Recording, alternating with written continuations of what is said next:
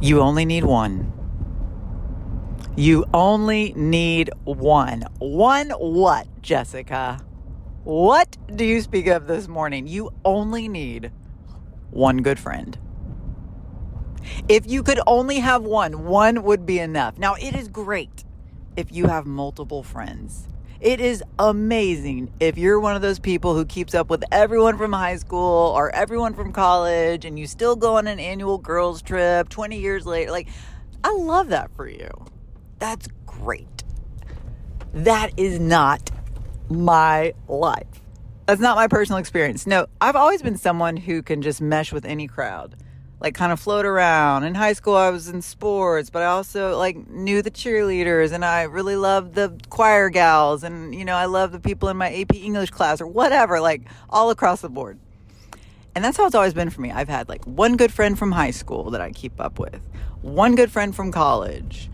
I have my church friends. I have my one neighborhood friend, or whatever, and none of these paths ever cross. They all, are not, they're all exclusive of each other. Anyways, during Lent, I went and heard this gal talk. She was real good. Can't remember her name. God bless you. Anyways, but she was talking about this and how you only need one. And if you don't have one, if you have none, then you must pray for divine connections because God will provide. So when I was a new mom, I had literally zero mom friends that lived in my area, my neighborhood, or whatever. All my good friends, literally, who were also new moms, were in different cities. And so while we had some camaraderie and could keep up via text, that ain't gonna cut it. And so one of those girls, who I'm actually no longer in touch with, just the way life goes, said, have you looked into your church? And she wasn't even a churchy person, but she knows I am. And I was like, oh, I didn't think to look there. And so I checked it out, and there was a mom and tots group. So you bring your babies to play, when they're teeny tiny, and for an hour or once a week. And, that was my lifeline. That was a lifesaver. That's where I developed some of my, seriously, to this day, my most favorite mom friends. And that doesn't mean I'm still even in touch with all those women. Some have moved away. I still adore them. Some are here, and we're all too busy for each other because we all have 3 or 4 kids and husbands and work and all these things.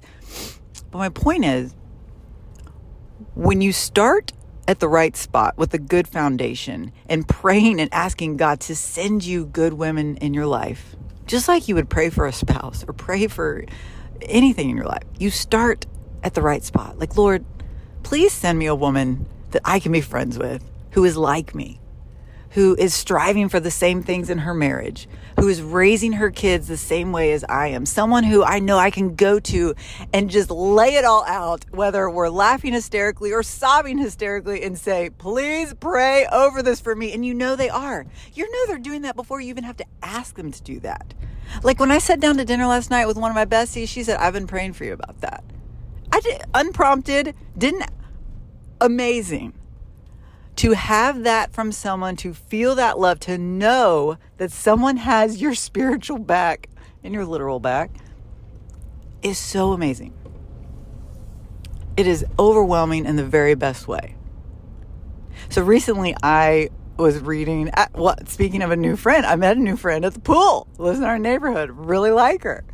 And she had just kind of moved into our neighborhood a year before, and she was talking about how her friendships had changed. And I was like, oh my gosh, I know, it's summer. I'm so lonely. I haven't seen anybody. I don't even see my neighbors. I haven't been, everyone's traveling or taking trips or busy with their kids and work or whatever. And I told her I just stopped or finished reading The Let Them Theory by Mel Robbins. And one of the chapters in there is on making friends or friendships and how they evolve and how they change over time. And she said there's 3 things that make a friendship: proximity, timing, and energy. So it makes sense, right? When whoever you're closest to physically, like your neighbor down the street, or they go to your church, or you go to the same school or whatever, those are the people you become friends with because you're close to them, like literal space. I am near you. And then timing, same thing. Are we in the same stage of life? Like, do our kids the same age, or are we both newlyweds, or are we empty nesters, or whatever? Like, you're living the same kind of life. And lastly, it's energy, meaning, do you match up? Do you mesh? Does it make sense for you to be friends with each other? And the very real truth is not everyone is like that for you. You cannot be liked by all people. You don't like all people because you're off on that energy. Like, you just don't mesh. Like, someone could be very kind and sweet, and I know they're a good mom, and they live in my neighborhood, but we just don't click. And that's totally okay. We are not meant to. We're not meant to. They were made to click with that other girl that's more like them. But just thinking about those 3 characteristics and thinking about how easy it is for your life to change, even on a semester to semester basis. Any mom knows this.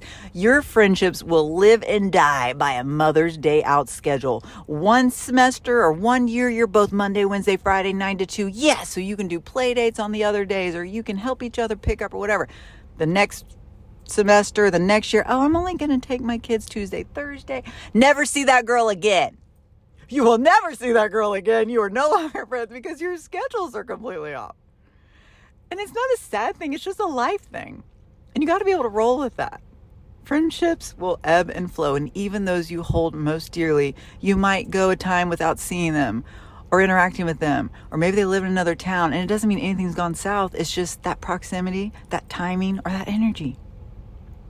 And the other thing to note, and the other thing you have to be aware of, is sometimes things do change. And you got to move on. You don't sharpen each other anymore, or you no longer have the commonality that you did in college, or whatever the thing is.